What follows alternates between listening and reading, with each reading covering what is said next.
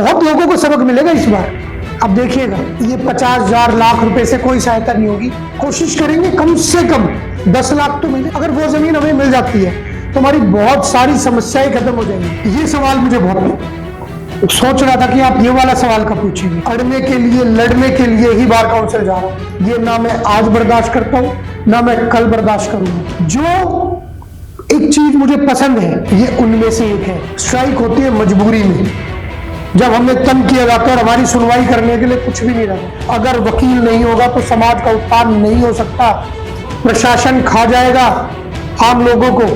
आम लोगों की जो रक्षा करता है, उसकी रक्षा करने के लिए हमारे पास कुछ है ही नहीं। अभी है ना, चीफ जस्टिस साहब आए थे हांसी, तो हांसी में सीजे साहब ने सिर्फ एक ही बात कही थी, मना लेने जी, करवा लेने का। जी आपने बिल्कुल कहा, एक बहुत सेंसिटिव मुद्दा है, लेकिन फिर भी मैं एक बात कहूँगा, मुझे तो वकील मेल या फीमेल वकील ही लगता है। और वैसे एक सच्चाई बताऊं, मैंने अपनी बार में भी कहा है, मैं जी यंगेस्ट सेक्रेटरी लाऊं हमारी बार का और यंगेस्ट ही प्रेसिडेंट बनाऊं। नमस्कार दोस्तों, स्वागत है आप सभी का हमारे एक अनदर एपिसोड में।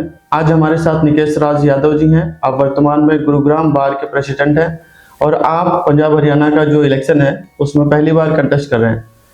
अब शुरुआत में सर से पूछते हैं, एक बार अपना खुद एक परिचय दे देंगे तो अच्छा रहेगा हमारे व्यूअर्स के लिए, उसके बाद आगे बढ़ते हैं। मेरा नाम निकेश राज यादव है। मैं 2011 से गुड़गांव कोर्ट में प्रैक्टिस कर रहा हूँ।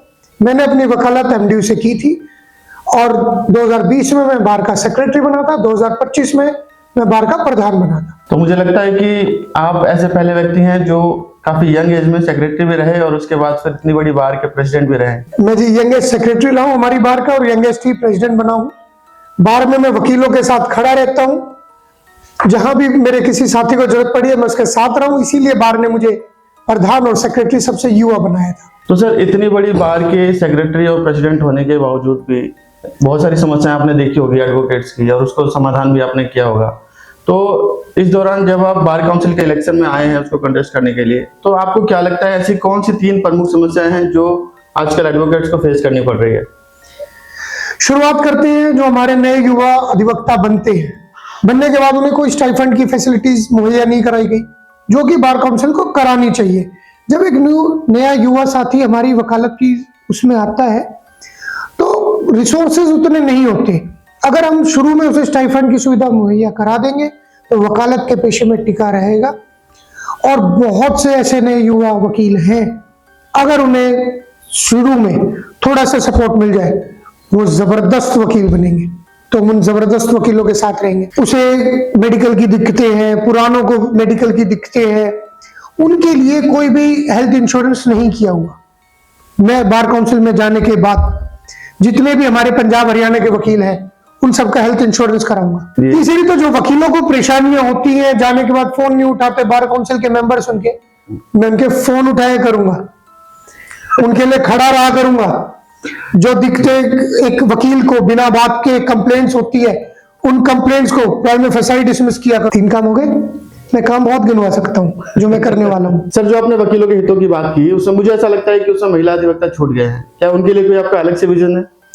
नहीं, मुझे तो वकील मेल या फीमेल वकील ही लगता है, तो मैं हर वकील के लिए करूंगा। उसमें मेरी महिला बहनें भी आ गई, मेरी महिला दोस्त भी आ गई, मेरी महिला माताएं भी आ गई। तो ऐसा ये नहीं है कि महिलाएं अलग हैं हमसे, महिलाएं और हम साथ साथ हैं, और हम साथ हैं तो साथ मिलकर ही काम करेंगे, सबके लिए काम करेंगे। महिलाओं के लिए भी करेंगे, पुरुषों के लिए भी करेंगे, हम अधिवक्ताओं के लिए करेंगे। तो सर, आगे हम बात करें इस बारे में, तो ये प्रमुख 3 समस्या आपने बताई कि जिसके लिए आप काम करेंगे। इसके अलावा जो बाकी वेलफेयर की चीजें हैं, जैसे आपने बताया कि हेल्थ के लिए काम करेंगे, उसके अलावा जो डेथ केस में जो एडवोकेट्स को कंपनसेशन दिया जाता है बार काउंसिल पंजाब हरियाणा की तरफ से, तो जहां तक मुझे जानकारी है ये 30,000 या 50,000 इतना ही होगा। तो इस केस में आपका क्या विचार है, आपके क्या विजन है? ये 50,000 लाख रुपए से कोई सहायता नहीं होगी। 50,000 लाख रुपए आपके 6 महीने में नहीं चलेंगे। जो बिल्कुल ही एक गरीब मजदूर को दिया जाता है उससे भी हमें कम मिलते हैं।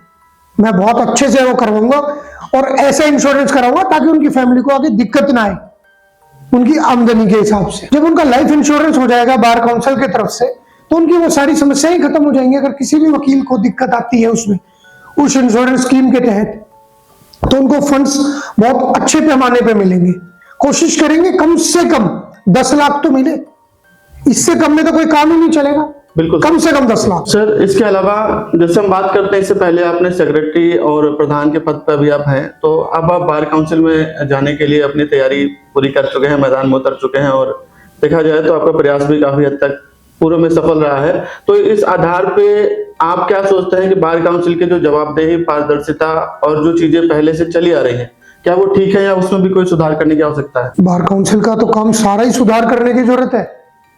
और वैसे एक सच्चाई बताऊं, मैंने अपनी बार में भी कहा है कि हमें यही नहीं पता कि बार काउंसिल काम क्या करती है।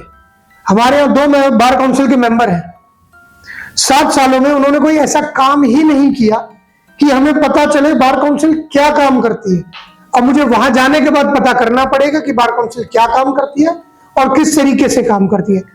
जो भी काम पता चलेंगे बहुत बेटर तरीके से करेंगे। तो सर, एक चीज इसमें हर बार छूट जाती है कि इलेक्शन करते वक्त बहुत सारे वादे रहते हैं, हर कैंडिडेट के अपने अपने एजेंडा और मैनिफेस्टो रहते हैं, और इसी प्रकार से वो इलेक्शन जीत करके आगे जाते हैं। लेकिन जीतने के बाद जो उनको 5 साल मिलते हैं, उस 5 साल में अगर कोई काम वो नहीं कर पाते हैं किसी वजह से, तो क्या अकाउंटेबिलिटी रहेगी उसकी? उसके बारे में आपके कोई विजन है क्या, या फिर ऐसा कोई आप उसमें कोई ऐसा प्रस्ताव ला सकते हैं कि अगर जो वादे किए वो पूरे नहीं हुए तो उस दौरान भी कुछ संभावना रहेगी? देखो, अगर आपने वादे पूरे नहीं किए तो जब अगली बार आप वोट मांगने जाएंगे, वो लोग बता देंगे कि आपके वादे रह गए, और वो लोग आपको निकाल कर सबक सिखा देंगे। बहुत लोगों को सबक मिलेगा इस बार, आप देखिएगा। हमने बार एसोसिएशन में जो वादे किए थे वो पूरे किए। एक वादा रह गया, मैं चैम्बर की जमीन लाने का किया था, पुरजोर कोशिश की, जो कर पाए वो किया, और मेरी वो लड़ाई खत्म नहीं हुई। वो लड़ाई मैं बार काउंसिल में भी जारी रखूंगा। चैम्बर की जमीन में लाके रहूंगा अपने गुड़गांव बार के लिए। सर, जहां तक चैम्बर की जमीन की बात आपने कही, लेकिन ये सारी चीजें होते हुए समय के हिसाब से चीजें बदलती हैं। आज डिजिटल इंडिया का जमाना है और केवल टेबल पे पेड़ के नीचे खड़े होकर प्रैक्टिस नहीं होती, तो ऐसे में चैम्बर की आवश्यकता काफी मजबूत हो जाती है आज के समय के हिसाब से। हालांकि आपने इसका प्रयास किया, लेकिन जब वो कहते हैं कहां और कैसे, तो उस पर आपके क्या प्रयास रहेंगे बार काउंसिल में जाने के बाद? जी, हमने जमीन भी आइडेंटिफाई की हुई है। सरकार ने हमें 4 एकड़ जमीन के लिए अभी फिलहाल के लिए कहा था कि 4 एकड़ जमीन दे देते हैं आपको। हमने 4 एकड़ जमीन फिलहाल के लिए हाँ भी भर ली थी, लेकिन उसका अभी कोई अप्रूवल नहीं हुआ है।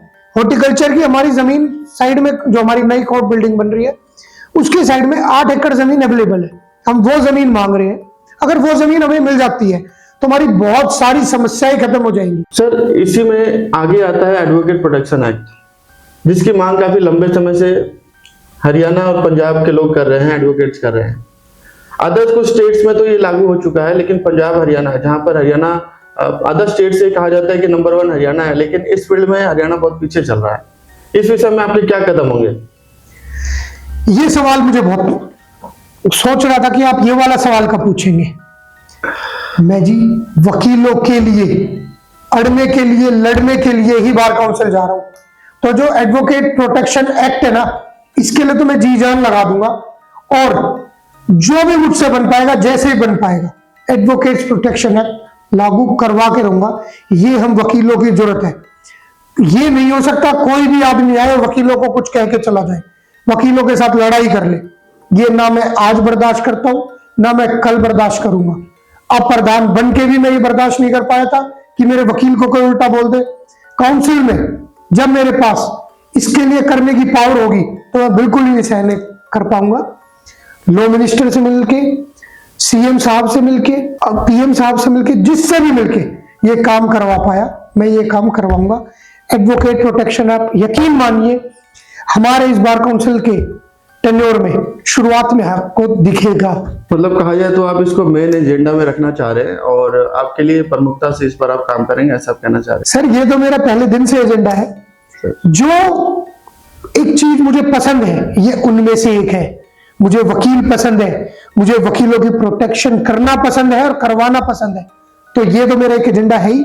इसके लिए तो जी जान लगाएंगे जी, आपको भी इन्वॉल्व करेंगे और खुद भी इन्वॉल्व होंगे। तो सर, इसमें ये तो सारी बातें रही एडवोकेट्स के वेलफेयर के लिए, उनके हित की बात रही, लेकिन जहां पर हम बात करें लिटिगेंट्स की, तो इस विषय में एडवोकेट्स की जो स्ट्राइक है और जो कई बार वर्क सस्पेंड रहता है, इसको लेकर के लिटिगेंट्स भी परेशान रहते हैं। हालांकि सुप्रीम कोर्ट ने कहा कि स्ट्राइक करना एडवोकेट्स का अधिकार नहीं है और उसको इलीगल बताया है। देखो जी, कौन वकील स्ट्राइक करना चाहता है? मुझे नहीं लगता एक भी वकील किसी भी कोर्ट में स्ट्राइक करना चाहता है, स्ट्राइक होती है मजबूरी में, जब हमें तंग किया जाता है और हमारी सुनवाई करने के लिए कुछ भी नहीं रह जाता, तब हम बहुत मजबूरी वश स्ट्राइक करते हैं।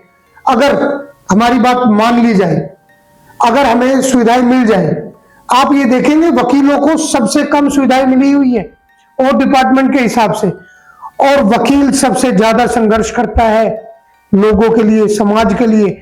अगर वकील नहीं होगा तो समाज का उत्थान नहीं हो सकता, प्रशासन खा जाएगा आम लोगों को। आम लोगों की जो रक्षा करता है उसकी रक्षा करने के लिए हमारे पास कुछ है ही नहीं। अगर कुछ नहीं होगा तो हमें मजबूरी में स्ट्राइक का सहारा लेना पड़ता है, जो हम लेना नहीं चाहते हैं फिर भी हमें लेना पड़ता है। एडवोकेट प्रोटेक्शन आ जाएगा, एक्ट आ जाएगा, लागू हो जाएगा, हमें जरूरत ही नहीं है। तो सर कहीं ना कहीं जो एडवोकेट्स की स्ट्राइक है वो मजबूरी में होती है और एडवोकेट्स को अपने हित बचाने के लिए ऐसा करना पड़ता है। और एडवोकेट प्रोटेक्शन एक्ट जैसा कि आपने बताया ये लागू अगर हो गया तो स्ट्राइक की जरूरत नहीं पड़ेगी। तो यहाँ पर लिटिगेंट्स को होने वाली जो समस्याएं हैं वो एडवोकेट प्रोटेक्शन ना होने की वजह से है, ऐसा आपने बताया। और सर देखा जाए तो अभी तक इतना समय जो लगा है इसमें कमी कहाँ रह गई? क्या वो बार काउंसिल की कमी रह गई या फिर सरकार की कोई कमी रही है कि एडवोकेट प्रोटेक्शन एक्ट अभी तक हरियाणा में लंबित है? मैं जाकर देखूंगा ना, मैंने बताया हमारे बार के जो मेंबर बने हुए उन्होंने कुछ ऐसा काम किया ही नहीं कि मुझे पता चले कि कैसे होता है काम। मैं जाऊंगा, मैं काम करूंगा, काम करने मुझे आते हैं, यहां भी काम किए, करवाने भी आते हैं, हमने लोगों से काम करवाए भी है। वहां जाऊंगा और बार काउंसिल मेंबर से भी इस बारे में काम करवाऊंगा और मैं तो करूंगा ही। सर यहाँ पर देखने को ये मिलता है कि हरियाणा के जो एडवोकेट्स हैं भारी मात्रा में, और देखा जाए तो जो दक्षिण हरियाणा है, ये एडवोकेट्स और लिटिगेंट्स जब भी उनका हाई कोर्ट में कोई मैटर रहता है तो उनको बड़ी समस्या का सामना करना पड़ता है, दूरी के कारण भी, और वहां पर पहुंचने में और अपने केस को फाइल करने में और फाइट करने में काफी तारीखें भी लगती हैं। तो कुल मिलाकर के बहुत दूरी पड़ने की वजह से उनको हाई कोर्ट में जाने में समस्या होती है। तो हालांकि मांग एडवोकेट्स की काफी रही है कि हमारा अलग हाई कोर्ट हो हरियाणा के लिए, ताकि उनकी पहुंच, उनका न्याय सुनिश्चित हो सके।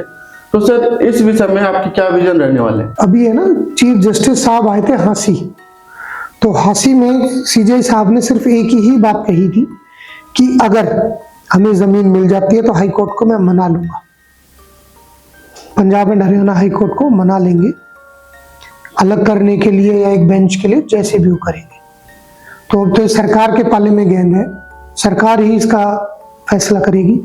बाकी जो लड़ाई है, संघर्ष है, हम करेंगे। तो सर इसमें हम बाकी मेंबर से बात करते हैं, कैंडिडेट से जो कंटेस्ट कर रहे हैं, तो उनका ये कहना है कि पंजाब हरियाणा के लिए प्रयास जो पूरे में रहे हैं वो भी कर रहे हैं, लेकिन समस्या ये आती है कि जब इस बारे में कोई प्रस्ताव पास करना होता है बार में, तो हरियाणा और पंजाब दोनों जगह के सदस्य होते हैं, चंडीगढ़ के भी सदस्य होते हैं, तो समीकरण नहीं बन पाते हैं कि हमारा प्रस्ताव पास हो सके। बताया गया कि कम से कम 14 लोग चाहिए किसी प्रस्ताव को पास करने के लिए, लेकिन संख्या न होने की वजह से हरियाणा वालों के लिए प्रस्ताव पास नहीं हो पाता है। तो इस विषय में आप क्या सोच रहे हैं कि अगर हमारे जो कैंडिडेट्स हैं वो अधिक हों तब ऐसा काम हो सकता है, कि आप इस विषय में, इस विजन में कुछ और लेकर चल रहे हैं? आपकी क्या प्लान है सर? बना लेंगे जी, करवा लेंगे ये काम, ये जरूरी काम है। मिलकर मनाकर, चंडीगढ़ वाले हों, पंजाब वाले हों, सबको मनाएंगे और ये काम करवाएंगे। तो सर इसी में थोड़ा सा आगे और बढ़े तो ये हो जाता है कि अगर हरियाणा की हाई कोर्ट अलग हुई तो यहाँ की बार काउंसिल भी अलग बनानी पड़ सकती है। तो ऐसे में जो पंजाब के कैंडिडेट्स हैं वो ऐतराज करते हैं कि हमारे यहाँ से तो काम भी जाएगा और कैंडिडेट भी जाएंगे, तो इसके लिए हरियाणा का अलग होने के लिए वो सहमति तो देते हुए नजर नहीं आते। तो आपका क्या प्रयास रहेगा, किस प्रकार से आप इस काम को संभव कर पाएंगे? काम दोनों जगह है, हर जगह काम है जी, ऐसा नहीं है कि वो काम की लड़ाई है। देखेंगे कैसे हो सकती है, पॉसिबिलिटी सारी तलाशेंगे और अच्छे से करवाएंगे। तो अगला ये जो क्वेश्चन हम सर से करने वाले हैं ये काफी सेंसिटिव प्रश्न है, हालांकि किसी व्यक्ति विशेष या पद विशेष की आलोचना करने से कोई संबंध नहीं है इसका, हम केवल संस्थागत सुधार को लेकर के सर से सवाल जवाब कर रहे हैं। सर हमारा सवाल ये है कि जैसे मीडिया प्लेटफॉर्म्स वगैरह पर देखने को मिलता है, लोगों की भी शिकायतें रहती हैं कि न्यायपालिका पर से उनका भरोसा उठता जा रहा है। रीजन वो बताते हैं कि न्यायपालिका में भ्रष्टाचार बढ़ रहा है, यहाँ तक कि जजेस भी उससे अछूते नहीं बचे हैं, ऐसा मीडिया में सुनने को मिलता है। इसके अलावा नकल निकलवाने के लिए या फिर अन्य छोटे मोटे काम के लिए भी स्टाफ में भ्रष्टाचार देखा जाता है, ऐसा सुनने को मिलता है।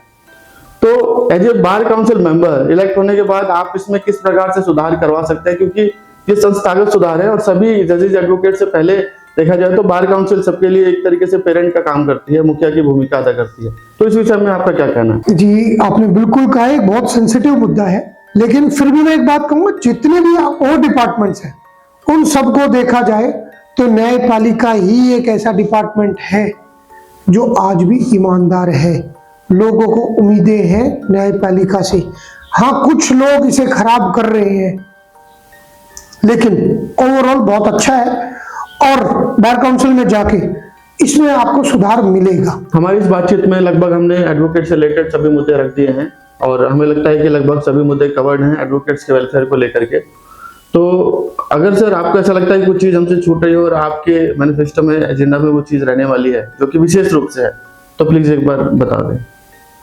मैं जी सोच के नहीं बैठा था ना तो इसीलिए एग्जैक्टली नहीं बता सकता कि क्या क्या मुद्दे छूटे, क्या क्या नहीं, लेकिन कोई भी मुद्दा अनटच नहीं रहने देंगे। मैंने अपना मैनिफेस्टो अलग से जारी किया हुआ है, मैंने काफी चीजें की हुई है, जो हमने काम किए वो भी बताए हुए और क्या काम हम आगे करेंगे वो भी हमने एजेंडाज में बताए हुए हैं। तो सर अंत में आपसे ये कहेंगे कि आप हमारे चैनल के माध्यम से एडवोकेट्स को क्या संदेश देना चाहते हैं सर? एक बार आपसे अनुरोध है, एक बार जो भी संदेश आपके हों। मैं रिक्वेस्ट करूंगा, पहले तो मेरी ज्यादा से ज्यादा मदद करें, 107 नंबर पर प्रेफरेंस फर्स्ट लिखकर मुझे विजयी बनाए। आपका अपना साथी जीतेगा, ये मैं नहीं, आप मेंबर बार काउंसिल बनोगे, और जब आप मेंबर बार काउंसिल बनोगे तो काम भी उसी तरीके से होंगे, जो आपके काम होंगे वो फर्स्ट प्रेफरेंस पे काम होंगे, ये मेरा वादा है। धन्यवाद। तो हम सर से एक अनुमति भी लेना चाहते हैं कि जो हमारी बातचीत हुई है वो सर अपनी सहमति दे कि हम उसको सोशल मीडिया तथा यूट्यूब चैनल पर प्रसारित कर सके। तो सर यदि सहमति दे तो हम उसको प्रसारित करें। जी, आप कर सकते हैं प्रसारित, लेकिन ध्यान रखिएगा कई लोगों को दर्द होगा।